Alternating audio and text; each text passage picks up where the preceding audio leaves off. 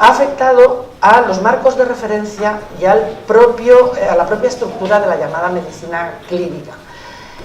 Sabemos todos que ahora la relación entre profesionales y pacientes, los lugares donde se toman las decisiones han cambiado de una manera importante y en buena parte han sido porque los medios de comunicación, las tecnologías de la información y la comunicación permiten que la información para tomar decisiones esté ahora en unos lugares que antes no era posible que estuvieran, y por lo tanto es posible tomar decisiones desde unidades, desde dispositivos o desde personas, incluyendo al propio paciente, que antes no era posible.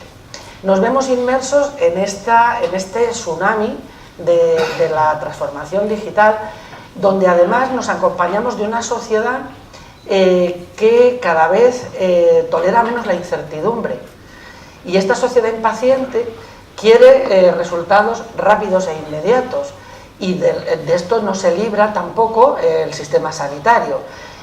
Tenemos pacientes exigentes, que eso está bien, pero vivimos en una sociedad que, a mi juicio, tolera cada día menos la incertidumbre y que ha convertido además a la protección de la salud, algo que es un derecho constitucional y que es un bien superior, en un bien de consumo, y en un bien de consumo con una serie de tensiones y con una serie de presiones pues bastante fuertes.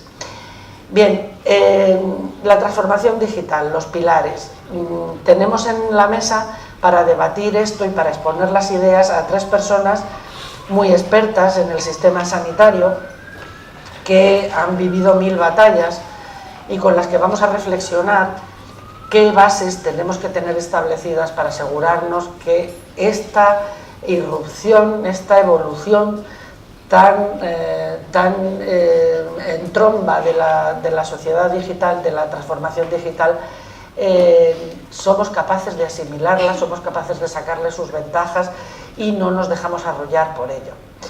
En primer lugar tenemos a Rafael López Iglesias, que es el director de la Gerencia Regional de Salud de Castilla y León, está a mi derecha.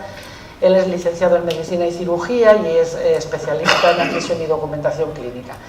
Pero fundamentalmente es experto en dirección y gestión de centros sanitarios, tiene alguna maestría en Administración Sanitaria, Economía de la Salud, amplia formación en dirección. Tiene una cosa que él no lo pone en su currículum, pero que yo sé y que casi nadie ha sido capaz de ser, que ha sido director de la Institución Mixta Virgen del Castañar, que eso sí que es un experimento sanitario curioso que daría como para una ponencia. En Béjar es un hospital con 10 camas, o 15, y tiene mucha experiencia, tiene también experiencia clínica y en inspección sanitaria y en docencia. A mi izquierda, y lo voy a hacer en el orden en el que están en el programa, está Asensio López Santiago, que es director gerente del Servicio Murciano de Salud, que es licenciado en Medicina Cirugía y especialista en Medicina Familiar y Comunitaria. También tiene maestría en terapia de conducta y es experto en drogodependencias. Por cierto, las tecnologías generan bastante adicciones. Ha trabajado también en muchos proyectos de innovación y desarrollo en la Fundación para la Formación e Investigación Sanitaria de la Consejería de Sanidad de Murcia. Ha coordinado proyectos estratégicos en la Dirección General de Planificación, Ordenación Sanitaria, Farmacéutica y de Investigación, y ha sido director médico de un área de Murcia, del área 9 Vega Alta. Es vicepresidente, o ha sido vicepresidente de la Sociedad Española de Medicina Familiar y Comunitaria, y autor y coautor de numerosos libros y artículos de investigación científica. Y, por último, a mi lado, a mi izquierda, Óscar Moracho del Río, que es otra persona con una experiencia dilatadísima en el sistema sanitario, es el director gerente del Servicio Navarro de Salud, es médico, también tiene varias maestrías en calidad, en dirección de hospitales, el máster de dirección general de IES, y es tan animado que ahora está haciendo un máster en negociación y gestión de conflictos. Por eso, esto es estar vivo. Ha tenido experiencia en clínica, en gestión, desde el INSALUD hasta la Consejería del País Vasco, Sakidecha, consultoría nacional e internacional, Óscar, los que lo conocemos, sabemos que tiene un estilo directivo muy inspirado en la innovación y en la búsqueda de la calidad. De hecho, las instituciones donde han trabajado han tenido varios premios internacionales. Y yo, bueno, recuerdo el mapa de procesos del Hospital de Zumárraga, que salía hasta en la sopa. Te reunías en un congreso, el mapa de procesos del Hospital de Zumárraga. Ibas a comprar el pan y te aparecía el mapa de procesos del Hospital de Zumárraga. Es cierto que fueron pioneros en todo el modelo FQM. Publicaciones, conferencias, miembro de la Sociedad Española de Calidad Asistencial. Rafa López Iglesias, se me olvidó decir que es vicepresidente de SEVISA, porque sepáis toda la biografía. Bien, pues con estas tres personas, con este bagaje, vamos a intentar poner un poco en el marco, poner un poco en contexto cómo esa transformación digital, en qué debe apoyarse, cuáles son los pilares fundamentales. Si te parece, Rafa, empiezas tú dándonos tu visión. Muy buenas tardes a todos. Muchas gracias, Mercedes, Óscar, Asensio. Agradecer en primer lugar al comité organizador de este congreso, a la Sociedad Española de Informática de la Salud, pues que me haya permitido venir esta tarde a compartir con vosotros un rato sobre los pilares de la transformación digital. Bueno, me ha recordado mi más tierna infancia con el tema del Hospital Virgen del Castañar, que no era hospital, era institución mixta Virgen del Castañar, porque allí se concentraban la primaria, la hospitalaria y muchas más cosas. Y la verdad es que cuando me comentaron desde la organización que tenía 5 minutos para hacer una exposición inicial, pues a mí eso me parecía que era un riesgo, ¿no? Un riesgo, 3 gerentes de servicio de salud, hablar 5 minutos en una exposición inicial, pues creo que es un riesgo para el moderador, pero trataré de limitarme a 7 minutos, no más, no más. Mirar, me planteaba yo algunas cuestiones epidemiológicas. La primera es que vosotros, seguramente algunos, estáis en fase de robo de la mesentérica en este momento, ¿no? La mesentérica hace sus efectos, disminuye el flujo cerebral a estas horas. Algunos estaréis en una prehipertensión arterial con el tema del Ajax Real Madrid. Y finalmente, el tercer aspecto de esta introducción mía es que yo soy un tetrapléjico informático. O sea, me cuesta muchísimo identificarme con la informática. Pero sí que es cierto que, sin irme al periodo que Mercedes nos contaba antes de su más tierna infancia, os quiero transmitir desde mi punto de vista cuáles son, muy rápidamente, de una manera muy sinóptica, cuáles son los pilares de la transformación digital con un ejemplo. Y el ejemplo fue que corría el año 2004 o 2005 aproximadamente, en una ciudad muy bonita que es Zamora, que es una ciudad que es la ciudad de Europa que tiene más románico por kilómetro cuadrado, y por lo tanto os aconsejo que la vayáis a ver. Pues tuvimos la idea, un sueño, de hacer una transformación que fue digitalizar la imagen diagnóstica. En Castilla y León ningún hospital tenía la imagen diagnóstica digitalizada, y en España no había muchos en el 2002, 2003, 2004. Como decía antes Mercedes, la verdadera transformación se ha producido en los últimos 10 años. Por lo tanto, os estoy hablando de hace 15 años. ¿Y cuáles fueron las bases, los cimientos, para conseguir que hubiera esa transformación digital? Y es donde yo os quiero llevar, ¿no? Lo primero era que, bueno, fue un sueño, fue plantearnos un objetivo. ¿Qué era lo que queríamos? Pues mejorar nuestro hospital, nuestro modelo de salud, permitir una mayor calidad, tener más accesibilidad, que hubiera una cierta sostenibilidad en lo que estábamos haciendo, y por lo tanto lo único que buscábamos era la excelencia en el complejo asistencial de Zamora. El primer pilar que utilizamos fue sin duda alguna el proyecto. Queríamos digitalizar la imagen, queríamos venderle a nuestros servicios centrales. En aquella época yo era un gerente de un hospital, este proyecto, que era algo que se podía realizar, era innovador iba a beneficiar el modelo sanitario y además ilusionaba a alguna gente de los servicios de rayos, de radiodiagnóstico en el hospital. Por lo tanto, yo creo que lo importante es tener un proyecto, pero un proyecto claro, sencillo, pero innovador. En segundo lugar, y esto es discutible, pero yo creo que es fundamental, es tener presupuesto. Si no teníamos presupuesto, no podíamos invertir en infraestructuras, en tecnología, había que comprar cosas, había que modificar un poco las infraestructuras y por lo tanto había que invertir, teníamos que hacer una inversión, teníamos que tener un presupuesto, teníamos que tener dinero para hacer cosas. Otro de los pilares que yo creo que fue fundamental a la hora de hacer esta transformación digital y que para mí es uno de los más importantes es el liderazgo. Teníamos que conseguir a nivel macro que nuestros servicios centrales tuvieran la decisión política de invertir en algo que iba a tener resultados en salud. A nivel meso, nosotros, el equipo directivo, nos lo teníamos que creer y liderar el proyecto en el hospital, pero a nivel micro, en el servicio de rayos, teníamos que poner a alguien que liderara el proyecto de la digitalización, porque si no, estaríamos abocados al fracaso. En tercer lugar, o en cuarto lugar, perdón, los profesionales, ¿no?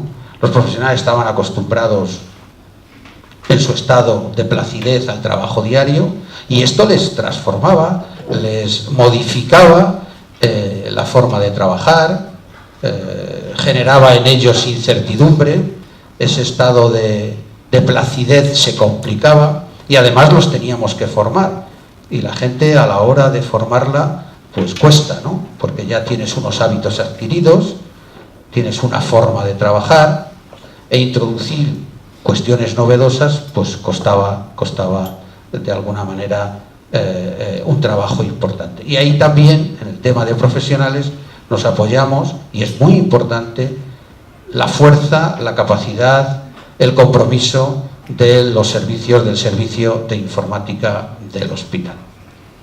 Y para ir terminando, y para consumir estos 5 o 7 minutos, teníamos que modificar y adaptar los procesos.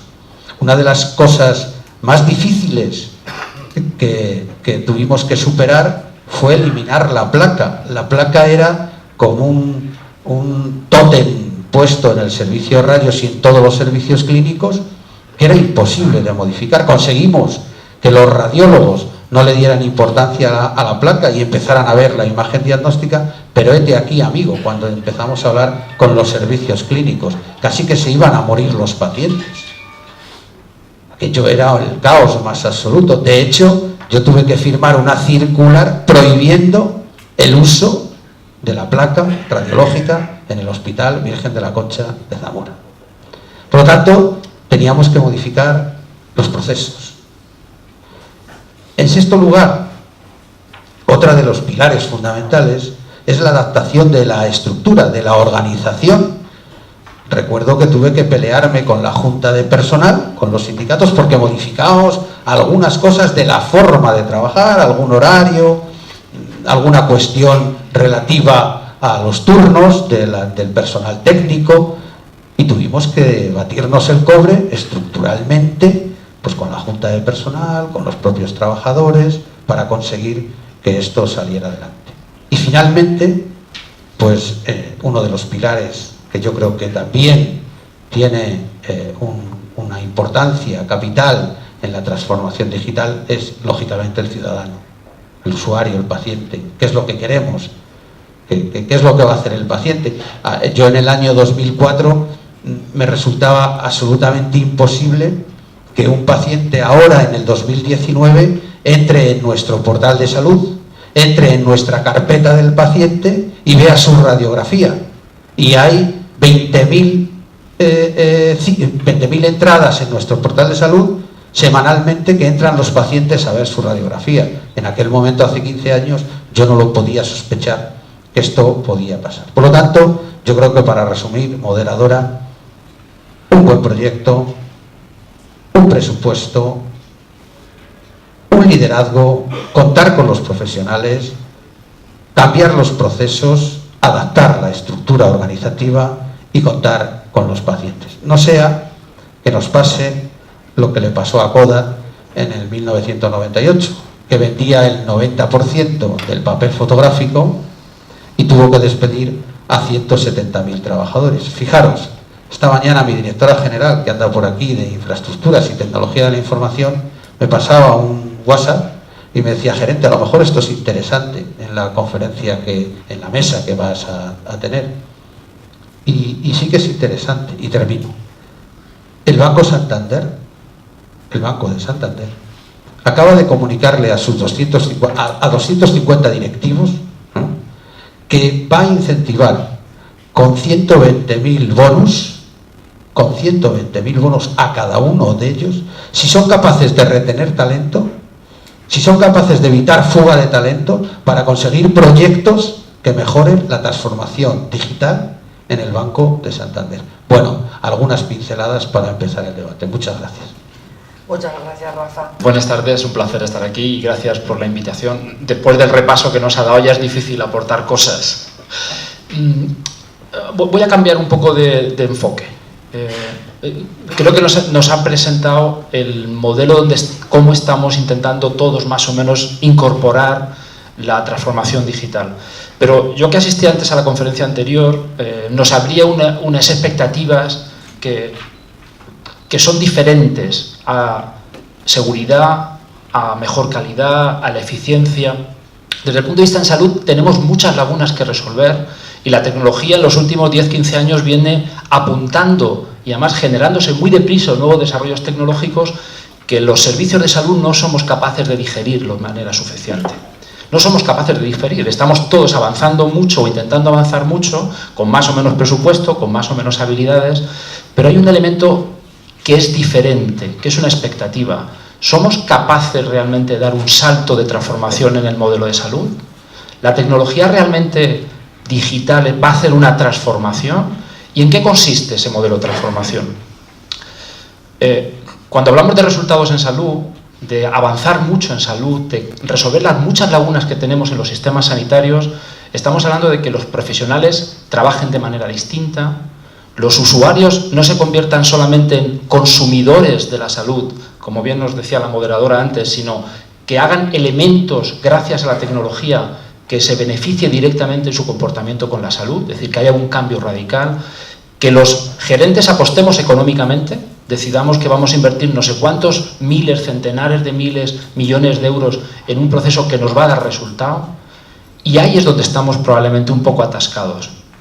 Es muy probable que la evolución de la tecnología lo que nos está insinuando es que necesitemos cambiar de paradigma de trabajo. Los paradigmas clásicos, donde el sistema sanitario se transforma, avanza, organiza, muy probablemente no esté en condiciones de dar respuesta a lo que nos está ofreciendo la tecnología.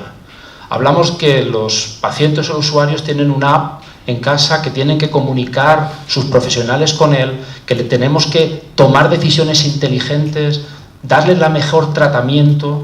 Y tenemos muchos problemas que no hemos resuelto todavía. La información en general que tenemos en los servicios de salud suele ser pobre, de una calidad irregular, porque los que meten la información, nuestros profesionales, son bastantes imperfectos registradores de la información. Tenemos una información consolidada, pero muchas otras no la tenemos bien identificadas. Cualquier proceso de mejora en esa información siempre se convierte en una barrera. No estamos radicalmente seguros de que esa información sea precisa y correcta, muchas de las que nos lleva a tomar decisiones.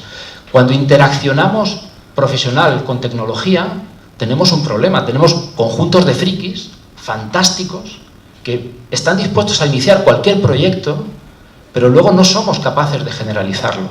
Y cuando el usuario viene con una aplicación o con un deseo, hace lo que quiere el usuario, no necesariamente lo que nosotros queremos.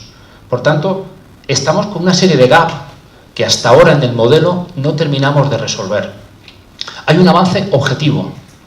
Toda la tecnología que desarrolla el modelo tecnológico que sabemos comprar funciona.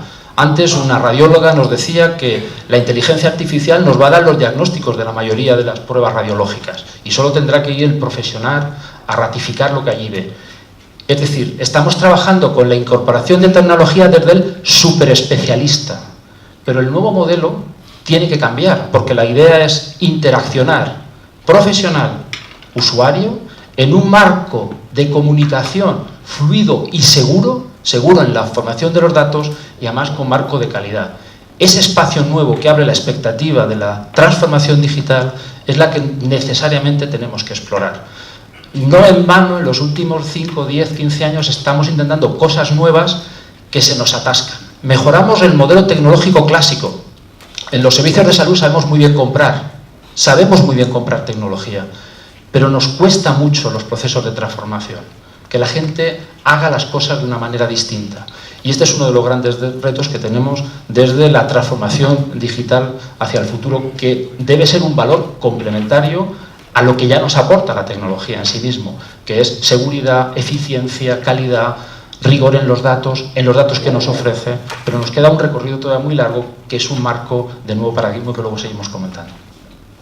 Muchas gracias a la organización por invitarme a exponer públicamente mi ignorancia en estos temas, que siempre es de agradecer, y sobre todo ante tantos expertos, ¿no? Lo de la transformación digital, la transformación en sí, yo creo que es muy similar a la que se puede vivir en la sociedad, ¿no? Es decir, esto va muy rápido, algunos dicen que el futuro ya está aquí, otros decimos que el futuro ya ha pasado porque va toda leche, y bueno, yo incluso le daría la vuelta a los pilares de la transformación. Lo que deberíamos transformar directamente es el sistema sanitario. La tecnología digital viene muy rápido, estamos todo el día aprendiendo nuevos palabras para parecer que sabemos algo de esto, intentar disimular, y indudablemente están cambiando muchos soportes de información, comportamientos de los profesionales sanitarios, empezamos a hacer algo de caso al paciente también, yo creo que está muy lejos, igual que en la sanidad, y entonces bien, tenemos carpetas de acceso que tímidamente se van incorporando, etcétera, pero lo que realmente tenemos que transformar es el sistema sanitario. O lo transformamos o la sostenibilidad, todos sabemos que está en peligro, aunque no seamos consecuentes con ese conocimiento del peligro, ¿no? O todo lo consecuentes que deberíamos. Es decir, el primer pilar de la transformación yo creo que es la estrategia. Tener una estrategia en el sistema sanitario que nos permita transformar el sistema sanitario, valga la redundancia, ¿no? Y mantener esta maravilla que tenemos como sistema sanitario público, que no es fácil. Entonces la pregunta yo la haría al revés: ¿en qué sentido la tecnología digital nos puede ayudar a impulsar esta transformación, que es indudable, que en gran medida y con mucha potencia, pero que no se nos convierta en el objetivo la transformación sindical, digital? La sindical es otra historia, pero también hace falta, no digo yo que no, pero sino que nos soportemos en las tecnologías para cambiarlo. El historial delictivo mío que has contado se basa sobre todo en que ya tengo muchos años, ¿no? Y me estaba acordando también, por contar batallitas, que en el 87, hace varias reencarnaciones ya, pero no tantas, yo llevaba con un A3 el sistema de información hospitalaria de Guipúzcoa, de todo Guipúzcoa, con lápiz, goma de borrar y una calculadora de esas grandes de contable. Y bueno, pues tardaba un poco más que ahora en sacar dónde metíamos la pata, pero donde metíamos la pata sigue siendo muy parecido a donde la metemos ahora. Es decir, la tasa de estancias inadecuadas o de ingresos inadecuados era muy similar. Ahora lo que pasa es que lo sabemos online, con gráficos, con colorcitos y en tiempo real. Pero lo que nos está sirviendo es para transformar el sistema, quizás no sea tanto. Fundamental la estrategia. Nosotros tenemos una línea en las 12 líneas estratégicas que llevamos, basadas en la triple meta ampliada, que se basa en eso: transformación digital para el ciudadano, para el paciente y para el profesional. Pero es difícil. Otro de los ejes yo creo que es basarse en el profesional. Decimos o cacareamos a veces, a mí me pone un poco nervioso que todo el sistema sanitario está enfocado al paciente, el paciente es el centro y tal. Bueno, yo creo que todavía está bastante lejos, indudablemente es una orientación, pero no está en primera línea, ¿no? y el que más utiliza los sistemas de información son los profesionales y especialmente los clínicos. Si no hacemos cosas para que los clínicos realmente las encuentren útiles, las encuentren que les sirven para esa mejora de la calidad, de la efectividad, de la adecuación, de la seguridad clínica, vamos a tener muchos datos, pero que posiblemente no estén basados en la realidad, ¿no? Y también, como entre dos parejas se influyen mutuamente, tanto la tecnología digital como el comportamiento de los clínicos se influyen. Quizás vamos atrasados por nunca habrá suficiente inversión en todas estas tecnologías, igual que en otras tecnologías que no sean simplemente las digitales, ¿no? Pero tiene que haber un binomio entre lo que podemos hacer con ellas y lo que no. Intento explicarme. Cuando vamos a estandarizar procesos, si no estandarizamos procesos, muy difícilmente podemos llegar a bases de datos poblacionales o a incorporar la integración en historia clínica o la evaluación de resultados que hay que ir incorporando, pero muchas veces el clínico se resiste a esa estandarización. O sea, no, déjame texto libre, la lucha contra el texto libre es una gran pelea, ¿no? Y por mucha inversión tecnológica que incorporemos ahí, o se cambian las formas de ejercer la clínica, o difícilmente vamos a aprovechar. Y al revés, incorporando sistemas informáticos también obligas al clínico a cambiar esa forma de comportarse, a trabajar por procesos, a sistematizar las cosas, a relacionarse con otros sectores o con otros estamentos dentro de las organizaciones tan complejas como son las sanitarias, pero tiene que ir de la mano. Tenemos que encontrar un equilibrio porque si no se romperá.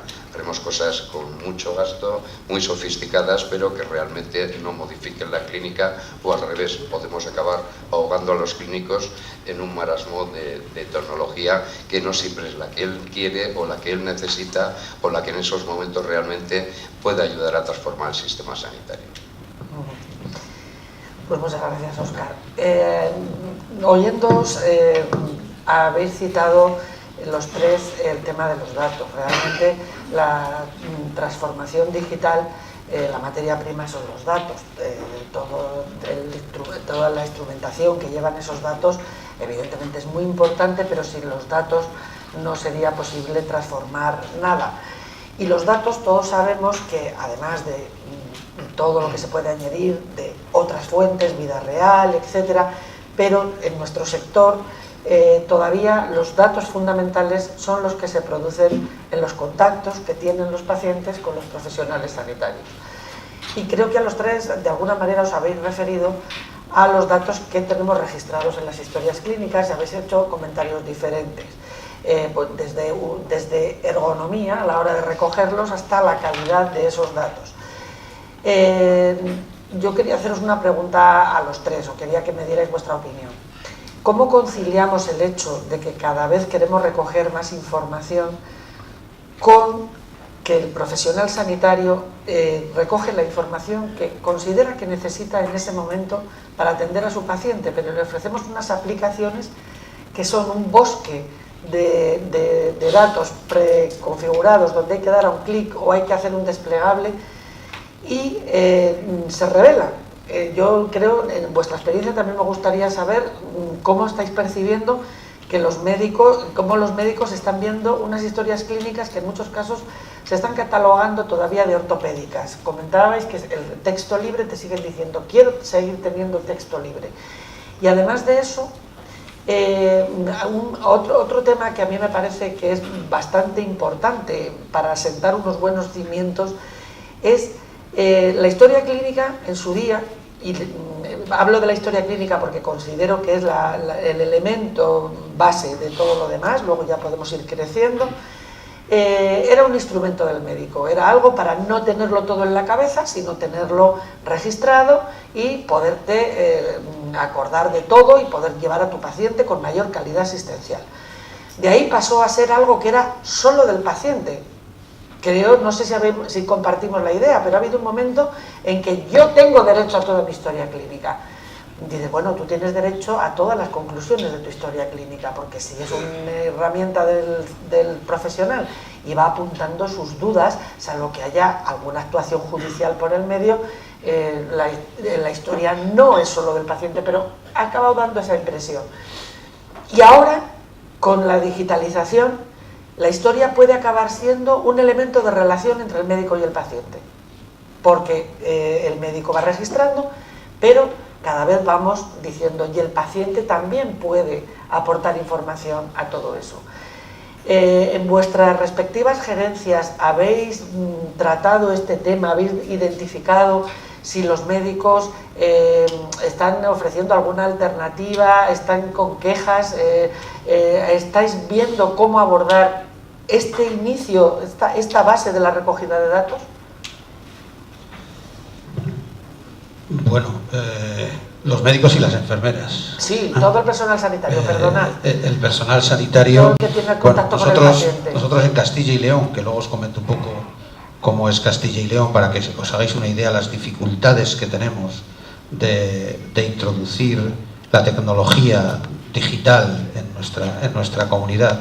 Pero nosotros lo que sí hemos hecho con el tema de la recogida de datos, con el tema de qué es lo que debe de figurar o qué es lo que no debe de figurar, son grupos de trabajo donde participan los profesionales. Yo lo he dicho antes, yo creo que hay que contar con los profesionales tienen que sentir esto como suyo y por lo tanto darles esa cabida que debe de haber a la hora de diseñar nuestros modelos de historia clínica, o en nuestro caso también tenemos un repositorio de datos,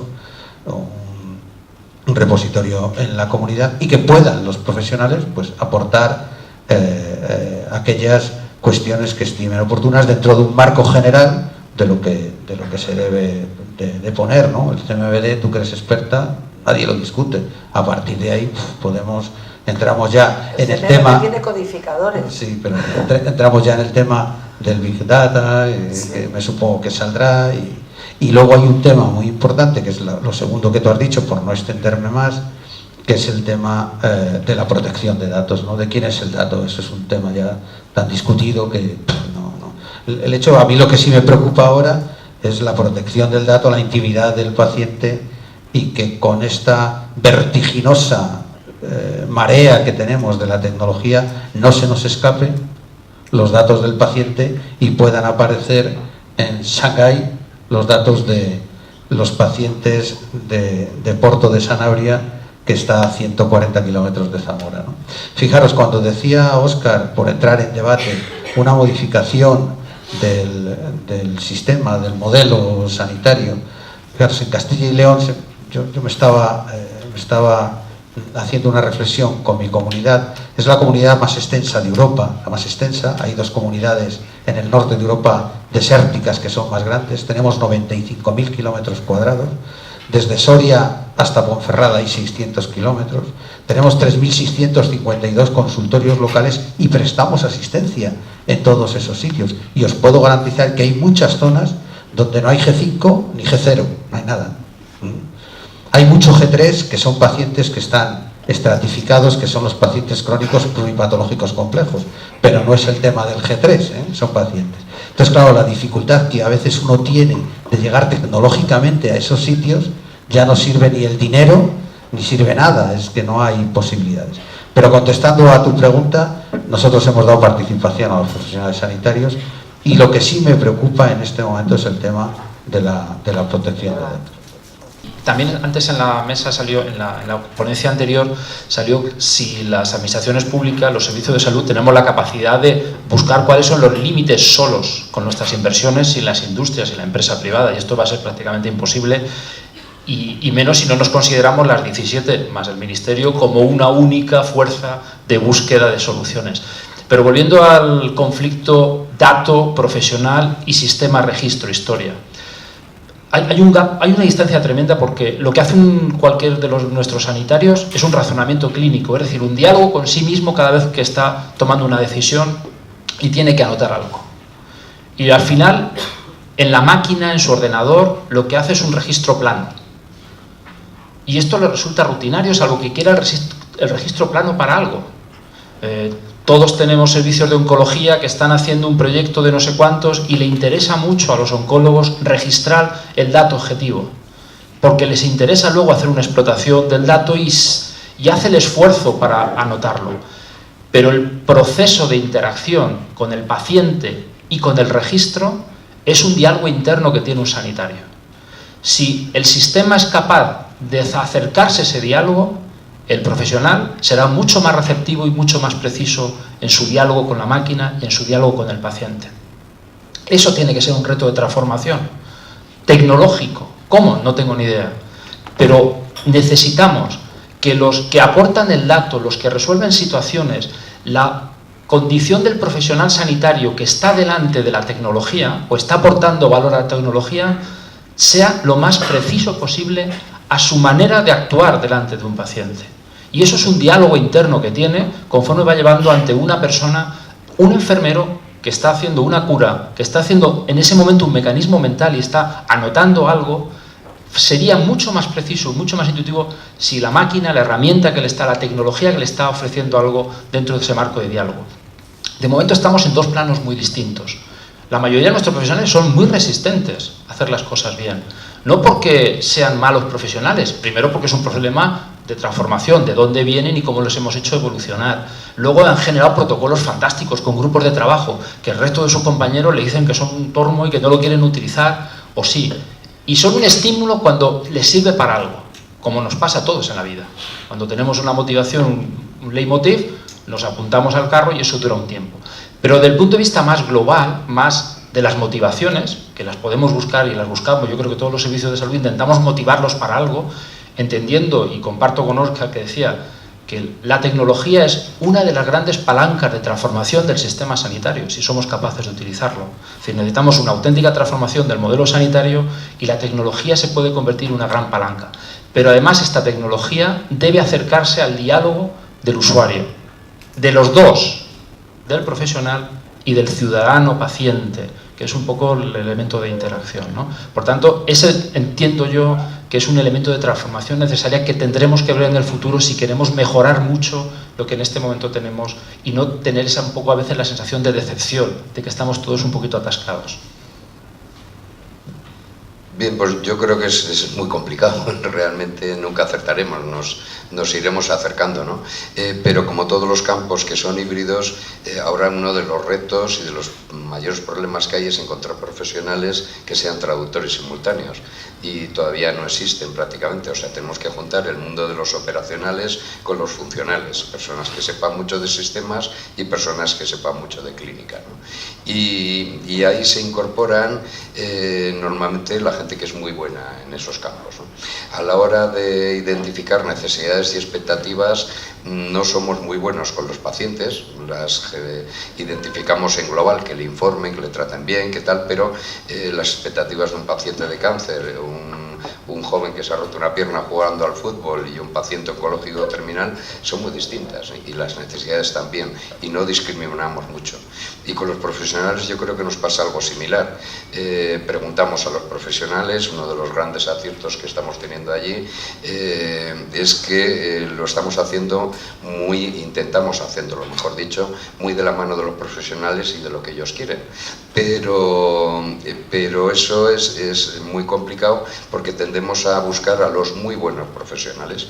Por ejemplo, ahora ya tenemos cuadros de mando clínicos y de pacientes pluripatológicos y diabéticos. Estamos diseñando el proceso incluso integrado de toda la diabetes, pero claro, pasa a los que saben mucho de diabetes.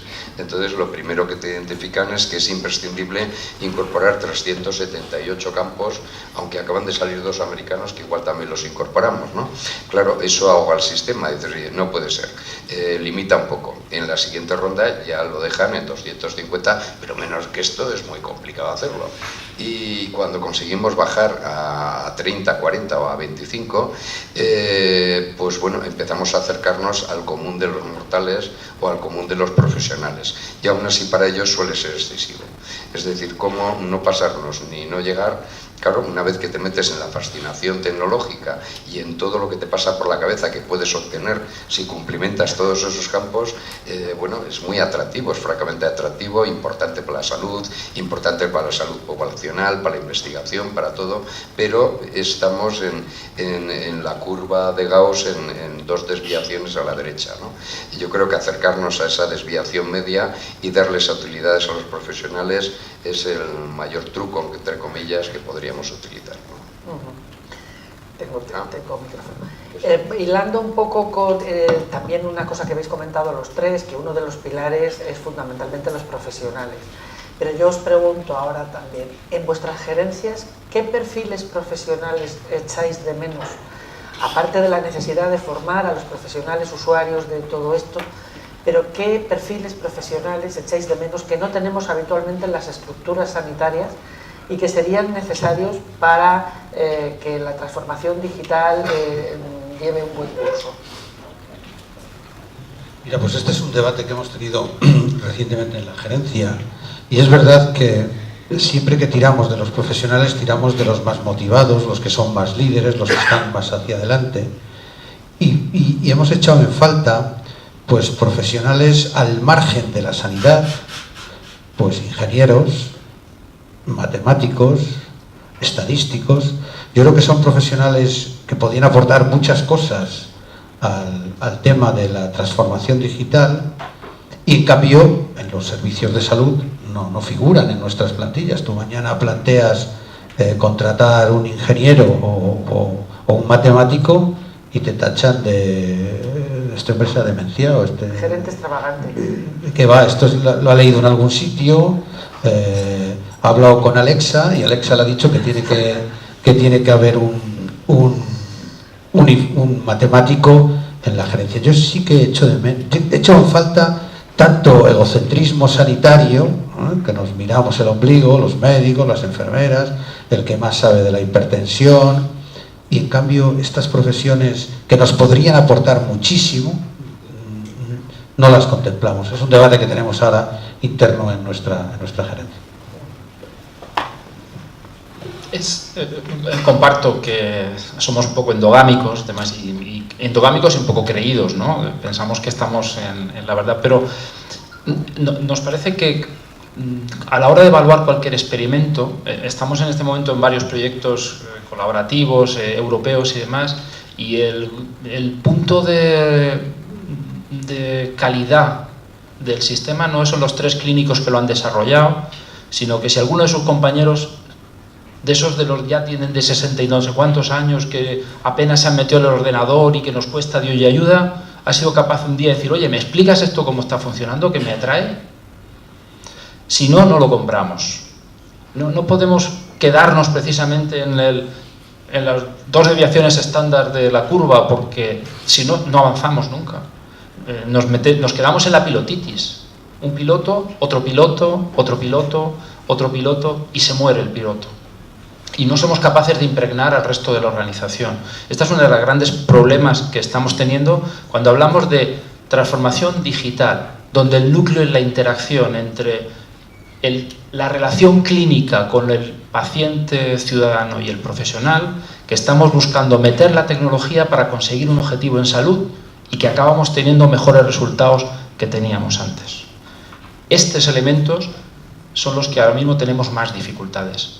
Nuestra diana tiene que ser, entendemos, además de abrir el espacio y dejar participar desde el primer momento a los ciudadanos en la toma de decisiones y en la construcción para saber cuáles son sus necesidades, sus angustias, sus expectativas, sus problemas, es que aquel señor del servicio o aquella enfermera que nunca se le había ocurrido, que lleva su teléfono en el bolsillo y la utiliza todos los días 200 o 300 veces, muestra un poco de interés por eso que el compañero está haciendo. Puede ser uno de los indicadores de búsqueda de que estamos empezando a hacer algo que podemos generalizar. Este es uno de los retos que tenemos fundamentalmente en el desarrollo de la transformación digital. ¿Quién nos quita de las manos lo que queremos hacer? Y esto es muy difícil. Hasta ahora no hemos aprendido a hacerlo, al menos en Murcia no hemos aprendido a hacerlo hasta este momento.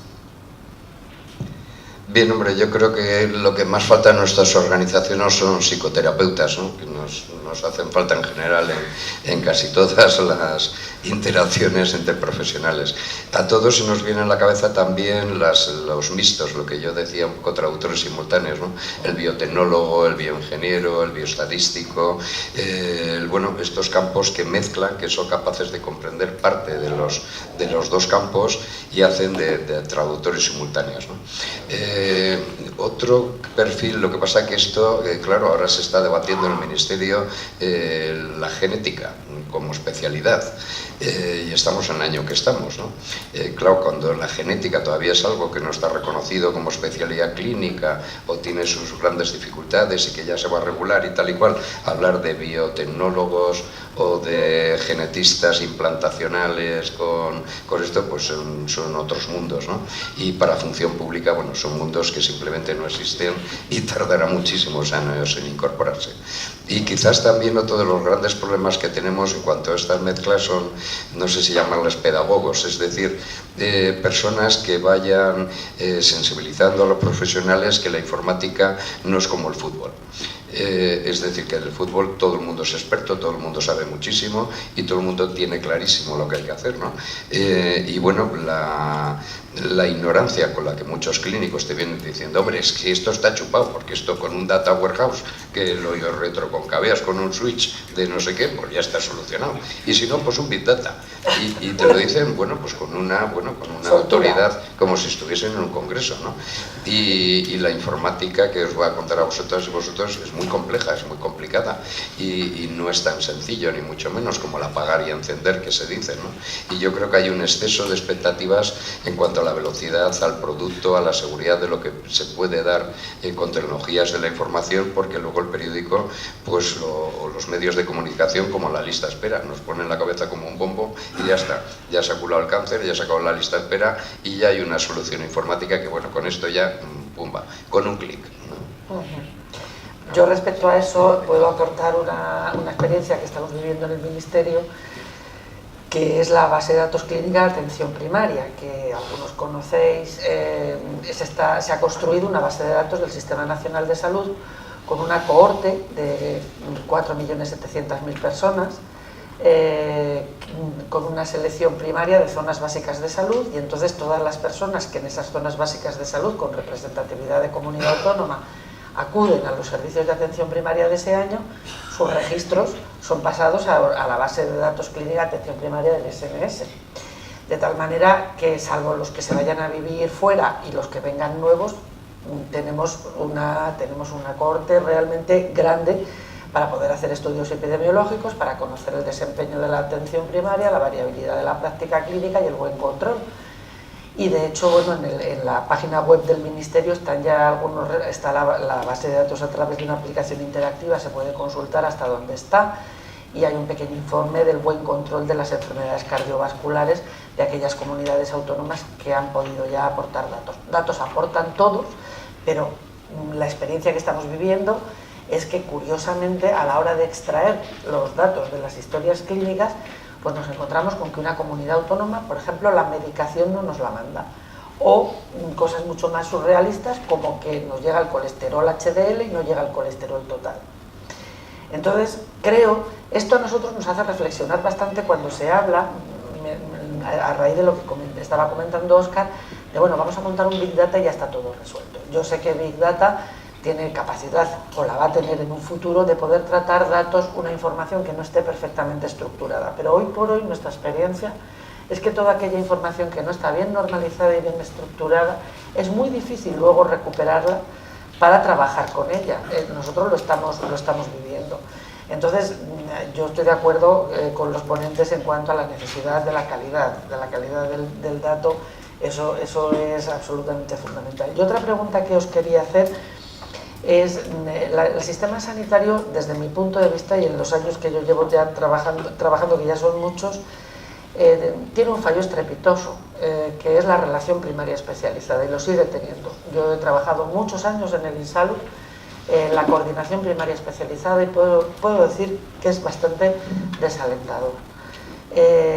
¿Cómo pensáis que la transformación digital puede contribuir a que esa continuidad asistencial, a que esa relación profesional que tiene que haber entre 2 o 3 profesionales que están actuando sobre un mismo paciente sea la adecuada, sea la correcta?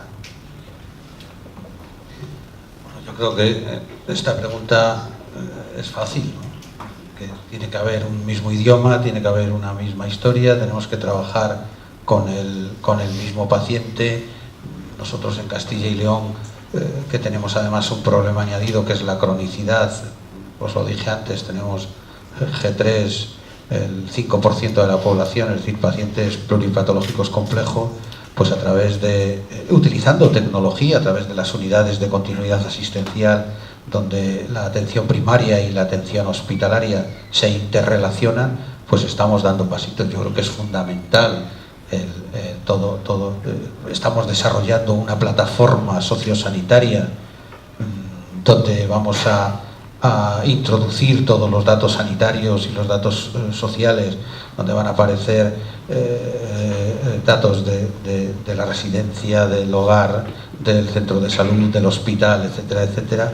Por lo tanto, yo creo que es fundamental. Pero fíjate, permíteme que haga una inflexión aquí. Yo creo que el Ministerio, tú lo acabas de decir antes, tiene un papel fundamental y yo creo que debe de poner encima de la mesa una estrategia digital nacional. Yo te digo una cosa, nosotros en la experiencia que tenemos con esto que os acabo de contar, las unidades de continuidad asistencial, la cronicidad, las relaciones de atención primaria, la enfermería implicada en los cuidados de enfermería, etcétera, etcétera, está funcionando. Lógicamente hay otras especialidades que están a 1000 años luz. No le preguntes a un traumatólogo si ¿no? Pero bueno, con medicina interna, con la gente de los equipos de atención primaria, con algunas especialidades está funcionando, porque hay que tener en cuenta que hay especialistas y especialistas, ¿no? Es decir, el neurocirujano tiene menos sensibilidad a la atención integral que el internista, eso está claro, vamos, el resto sería, yo creo que lo favorece, claro que van a quedar ahí escollos que son difíciles de solucionar, ¿no? Me tira como un poseso a por el micrófono.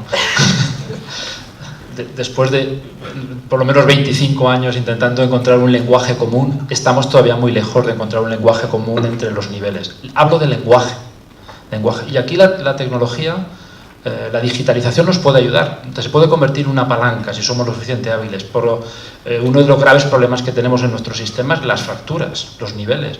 Pero es que si en el propio atención primaria montamos un servicio de no sé qué, acaba no entendiéndose con el equipo de atención primaria. Y es que si en el hospital montamos una unidad de hospitalización, acaba no entendiéndose con no sé qué, con el otro servicio. Es decir, tenemos conceptualmente dentro de nuestros profesionales sanitarios una carencia clarísimamente de un lenguaje homogéneo hacia dónde vamos, qué necesita el sistema sanitario ahora y en el futuro, y esto es uno de los graves problemas a los que tenemos que afrontar. Y eso además, cuando queremos meter lenguajes tecnológicos, cada uno se apropia de su lenguaje tecnológico, el que le viene más cómodo, el que puede utilizar, y eso es lo que tenemos que intentar evitar, que cada uno se acantone en su propio espacio, se reserve. Y tiene que ver con un comentario que salió antes, que sacó Óscar. Estamos en un proceso de transformación de nuestro sistema sanitario. Tenemos que darle una vuelta. Venimos hablando de ello en los últimos 15 años, con una cotidianidad. Yo creo que todos los que estamos aquí hemos intentado participar en miles de documentos, a ver qué transformamos, y todavía nos acercamos, damos pasitos, tenemos experiencias que nos animan un poco, pero estamos todavía un poco lejos. Y comparto con lo que decías. Necesitamos una gran alianza. No podemos reproducir lo que hemos hecho con las 17 historias clínicas. Es la mayor aberración y el mayor despilfarro económico que ha hecho el sistema sanitario público español en los últimos 20 años.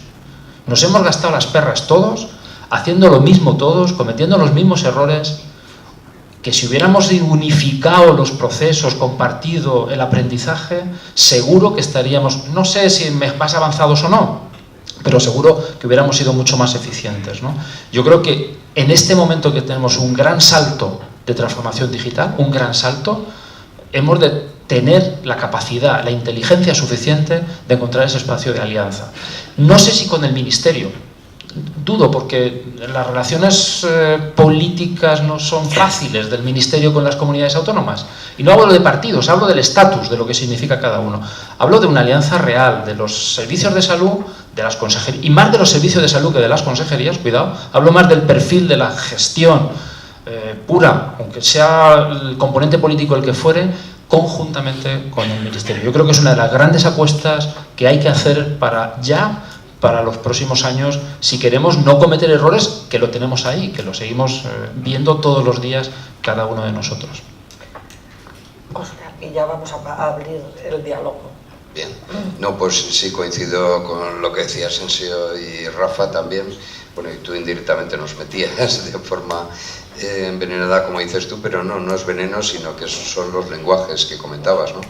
Si no se habla el mismo lenguaje, tanto en informática como sobre todo entre los humanos, es imposible entenderse. Entonces, por mucho que tengamos herramientas que faciliten ese entendimiento, serán simplemente herramientas que facilitan, no que lo aseguran. Y viéndolo desde la parte positiva, pues indudablemente el tener que dialogar para ponerse de acuerdo en qué campos tienen que ser comunes, todo lo que hemos avanzado en la integración de la información, que en nuestro caso ha sido un avance que yo hace 4 años no lo hubiera creído, pero que se empieza a ver ya, a palpar, ya a tocar, sí ayuda, ¿no? El teléfono ayuda a hablar, pero si estás enfadado con alguien y no le llamas, pues no hay forma, ¿no? Digo el teléfono porque siempre estamos pensando en herramientas muy sofisticadas, informáticas o de tecnología, pero el teléfono es una herramienta tecnológica impresionante, que casi todos saben utilizarla, y bueno, y que se utiliza muy poco para esa interacción, por ejemplo, primaria especializada. Y los médicos o la enfermería, que se conoce, que se respeta y que se entiende, tira rápidamente del móvil, porque muchas veces es lo más rápido. Oye, que estoy con un paciente tuyo, ¿qué te parece? ¿Qué tal? Eso es efectividad. Eso no hace falta hacer eso mismo por una plataforma que te veas la cara, que te veas online. No, el teléfono que utilizamos todos los días, ¿no? Y es el doble lenguaje, y perdona extenderme, pero que también es otro tema de que es que todos hoy en día, la inmensa mayoría de los ciudadanos, no se te ocurre ir a una agencia de viaje para coger un viaje, yo que sé, de Bilbao-Madrid, o para tus vacaciones, o para reservar un hotel en fin de semana, y nadie ha ido a cursos para ver cómo se hace eso. En cambio, cualquier pequeña modificación, implantación que hacemos en el campo digital, parece que la gente es totalmente analfabeta. O sea, grandes clínicos y gente que está investigando de una forma fantástica, le pones algo nuevo y dices, uy, 6 horas de formación para ver a qué tecla hay que apretar, y perdonar la exageración, ¿no? Pero que estamos exagerando mucho la fascinación por todo esto, cuando realmente son herramientas muy normales. Es decir, si quieres integrar primaria y especializada, pues llámate, conócete, queda, reúnete, respétate, y ahí podrás llegar a integrar, ¿no? Indudablemente la tecnología nos puede ayudar mucho, pero solamente si hay voluntad. Muchas gracias. Bueno, pues abrimos ahora el coloquio para que podáis intervenir quienes lo deseéis. A ver, José Ignacio. Hola, buenas tardes. Como algunos veo que ya me conocen, yo no soy ni médico ni informático, pero partiendo de que todo lo que han dicho es absolutamente lógico, sensato y además se ajusta a la realidad, pero nos ha llevado a una consecuencia. Voy a ser muy breve, no voy a dar una teoría y voy a hacer la pregunta rápidamente. En el 80 y tantos, con el A3, el lapicero y la goma, sacábamos datos y llegábamos a la conclusión de que había un problema que es el mismo que hay hoy, y lo seguimos teniendo. Yo lo que les diría es, yo creo que nadie discute que el año, por no decir el 2019, el 2020 es el de la sanidad digital, que la transformación digital no es algo que tenemos que decir si la queremos hacer o no, la tenemos ahí, la vamos a hacer. Yo les diría que cómo se podía ver, no solo por los problemas que hay hoy o haciendo el análisis que siempre hacemos del día a día, sino en ese ejercicio que tenemos que hacer, llamémosle de imaginación del futuro, qué es lo que vamos a tener que hacer para ponernos en esa situación que está ahí ya, que está también para la sanidad, nos guste a nosotros, a los profesionales, a los gestores, a los políticos, pero que la están pidiendo los ciudadanos, porque la están pidiendo para todo el resto de cosas, que es lo que podemos ir haciendo para ir llegando a ese punto, con todos los problemas que tenga la interpretación de los datos, usando las herramientas que existen y que todavía no conocemos. En fin, yo esa es un poco la pregunta que les lanzaría, porque es la que me preocupa y la que hoy me tiene interesado realmente. como es fácil, cojo el teléfono. A ver, primero creerlo. Y no terminamos de creer, porque hay que poner valor, hay que poner dinero. Tenemos que decir invertir directamente. Tenemos que identificar todo aquello que nos ha hecho fracasar. Y esto es muy importante. Decíamos los tres, necesitamos arrastrar a nuestros profesionales para que generen el cambio. Ahora mismo, una de las grandes barreras es la generación del cambio, pero lo que le estamos ofreciendo para cambiar es lo que necesitan los profesionales para cambiar. Las herramientas que le estamos ofreciendo es su herramienta. Esta es una cuestión, y eso es pura tecnología. Ese diálogo entre los que están desarrollando cosas, inventando cosas, a los que luego las tienen que aplicar, esa conversación probablemente sigue habiendo muy distante. Cuando cualquiera de nosotros vamos con un proyecto tecnológico a nuestros profesionales, lo primero que encontramos es una barrera. Ya me vienen con un problema. Es decir, la experiencia vivida de la mayoría de nuestros profesionales es que la tecnología es casi siempre una barrera. Luego, a lo mejor, unos meses más tarde no es así, pero no la van comprando por ahí. Y esto es una responsabilidad del desarrollo tecnológico. No hay una expectativa favorable positiva. Si hacemos una encuesta en nuestros servicios de salud, médicos, enfermeros, el 70 al 80% dirá, otro cambio, otra vez, la nueva versión, 6 horas de formación. Esto es muy importante. Es decir, tenemos que acercar mucho más lo que es el desarrollo tecnológico a lo que es la necesidad real del que tiene que implementarlo. Esto que se experimenta en el mercado muy habitualmente con los consumidores, saca una cosa al mercado y el que triunfa, el que da algo cercano al consumidor es el que triunfa. En este momento, en los profesionales sanitarios, que tenemos que ser los que desarrollen cualquier acción nueva, estamos con una barrera. Muy pocos. Tenemos el pequeño porcentaje que vienen con su idea, pero no tenemos la globalidad de los profesionales que vienen pidiéndonos la propuesta. Yo te pondría ese que es uno de los núcleos fundamentales de desarrollo. Hay que pensar en esa clave. No en lo que vamos a invertir los gerentes, los gestores, sino cómo la tecnología la pones encima y te la han quitado. Yo creo que esa es una de las cosas fundamentales que hay que avanzar, porque si no estaremos creando una expectativa en estos entornos que no se corresponde con la realidad. Fíjate, yo, además de lo que tú estás diciendo, yo creo que no podemos hablar igual en el desarrollo tecnológico, en lo digital, comparándonos con la automoción, con la banca, con la venta de productos online. La sanidad es mucho más complicada, es mucho más complicada. Yo creo que ahí es donde está la dificultad. Entonces yo creo que lo que tenemos que poner es un punto de sosiego, de tranquilidad. No dejarnos apabullar por lo que se está produciendo, sino que ser lo suficientemente prudentes e inteligentes para que la transformación que realicemos sea una transformación que tenga el mínimo retorno, que no tengamos que retomar esa transformación. Porque no estamos hablando de la banca, ni estamos hablando de la automoción, ni estamos hablando de Amazon. Estamos hablando de salud. Y la salud digital es otra historia, mucho más complicada que todos sabemos. Por lo tanto, yo pondría sosiego, tranquilidad, prudencia, inteligencia, y sí que pondría el apoyo de algo que no se ha tocado aquí. Parece ser, lo que yo he leído y me informan, que estamos hablando de un negocio en la salud digital de por encima de 25.000 millones de dólares, donde Microsoft, Amazon, Facebook, Google quieren meter y meten ya la mano, ¿no? Es decir, están tratando de introducirse en este mercado. Esto es muy importante, y la presión que tenemos externa es muy importante.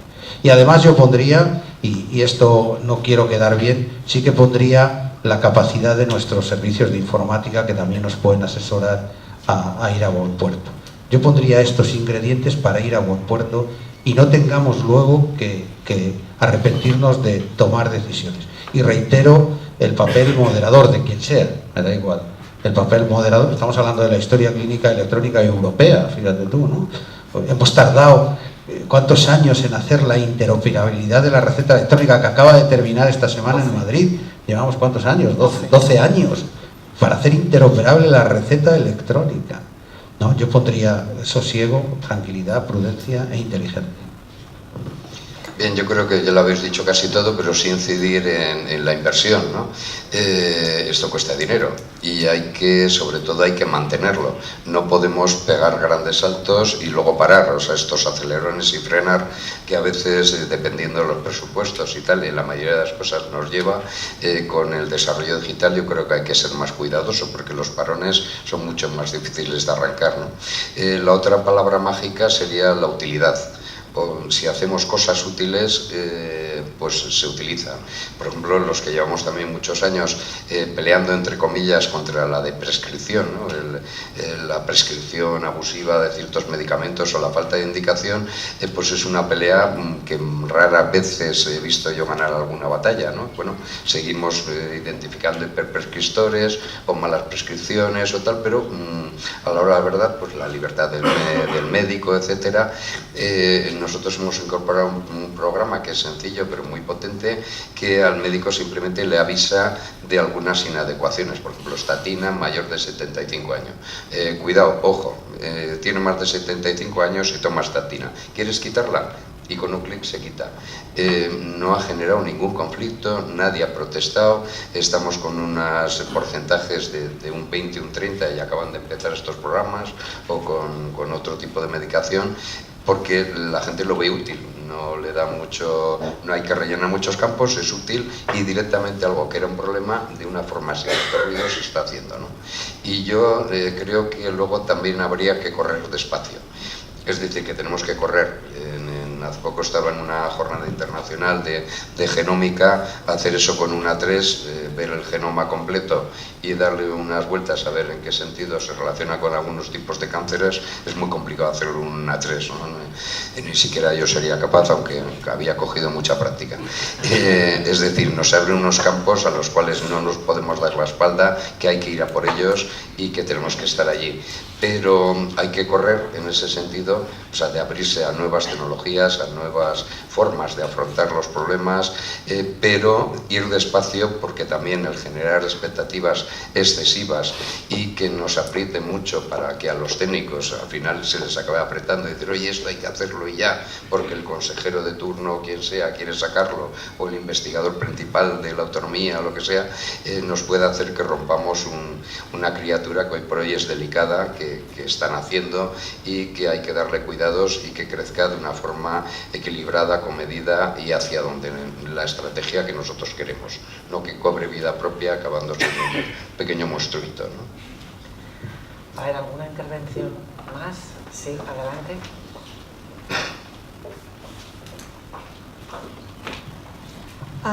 Muy buenas, yo soy Alicia Negrón, soy enfermera de comunitaria, así que mi pregunta va a ir muy al suelo. Comentaba Óscar el tema de los teléfonos y me parece fundamental, es verdad.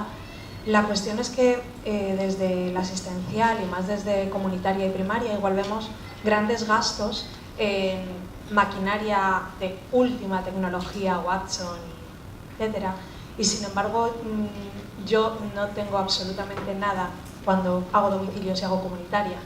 Me tengo que llevar los papeles de la consulta, no puedo acceder a una historia, no puedo consultar si tengo dudas con un paciente delante, y si quiero hablar con el microbiólogo del hospital, cosa que me ocurre a menudo con las úlceras, llamo desde mi móvil al móvil del microbiólogo, que tampoco es que sea precisamente lo ideal. Y a la hora de contactar por teléfono es cierto que cuesta, porque cada uno tiene sus horas de consulta, sus horas de sus tareas, y entonces que coincidan para comunicarse es relativamente complicado. Y luego para la microgestión de los centros también es cierto que tener un móvil con el que a lo mejor realizar determinadas tareas de comunicación podrían facilitar. Hay compañeras que dicen que no van a usar su teléfono para tareas del trabajo y no puedo entrar, pero es verdad que hay veces que gastamos mucho y en pequeñas cosas que no sé cuánto costará dotar al personal igual, no sé. Gracias. Tienes toda la razón del mundo, pero la realidad es tozuda, y es que la atención hospitalaria se lleva la mayor parte del presupuesto. Tienes toda la razón del mundo, y esto va un poco en relación con el modelo, con la importancia de la atención primaria, la inversión en atención primaria y cosas o estrategias que que no pueden ser muy caras, pueden dar muy buen resultado, ¿no?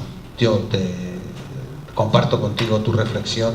Yo creo que los que estamos en la mesogestión y tenemos alguna responsabilidad de tomar decisiones, debemos de pensar, y a veces pensamos en esto. Os contaba antes lo de las unidades de continuidad asistencial, la hospitalización a domicilio. Pues nosotros hemos desarrollado programas donde los profesionales no tienen que poner su teléfono porque se lo ponemos, no tienen que poner su ordenador porque le damos un portátil, o sea que eso, a veces no pueden hacerlo porque, como os decía antes, no tienen conectividad por la dificultad orográfica, pero bueno, estamos trabajando. Tiene razón. Tenemos que cambiar y darle una vuelta al tema inversor en la sanidad, invertir más en primaria, como tenemos que invertir más en promoción de la salud. Incidiendo y compartiendo, además, estamos en un momento político y de tiempo muy importante ahora mismo en nuestro sistema sanitario. Es decir, tenemos la atención primaria revuelta a todos los servicios de salud, la estamos viviendo muy intensamente. Y cuidado con la tecnología, porque bien sabemos que donde se nos va el dinero tecnológico es a un entorno que cuántos resultados en salud nos da un Da Vinci, 1,5 millones de euros. Con eso, ¿cuántos resultados en salud podríamos tener con enfermeras comunitarias trabajando a pie de cabecera de pacientes?